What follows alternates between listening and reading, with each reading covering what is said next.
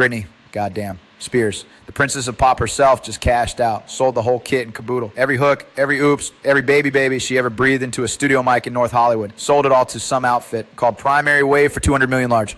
200 million. That ain't just fuck you money. That's I'm buying the moon and turning it into a giant disco ball so I can dance on it in my underwear while the world burns money. Now you're sitting there thinking, why do you give a frozen squirrel's left nut about Britney Spears? Well, I'll tell you why. This girl spent 13 years in a cage, 13 years where she couldn't even buy a goddamn pumpkin spice latte without 3 lawyers and a judge named Milton signing off on the caffeine content. And now she looks at these TikTok vultures picking at the carcass of the industry and she says, you want toxic? Take it. You want slave for you? It's yours. Just give me the bag. She says she's never performing in the U.S. again. Not for love, not for money, not even if Jesus Christ himself came down and asked for an encore of Womanizer. She's done. She's taking her 200 mil, her kids, and she's headed to Australia or some shit to sit on a stool with a rose in her hair. It's the ultimate American dream. You spend your youth being poked and prodded by the corporate machine. You lose your goddamn mind on a Tuesday in 2007 with a pair of hair clippers, which, by the way, was the most honest moment in the history of television. And then you wait. You wait for the world to realize they missed you.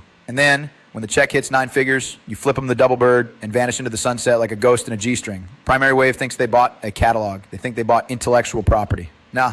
Man, they bought the soundtrack to every girl's first hangover and every guy's secret shower singing session. They bought the rights to a $200 million middle finger.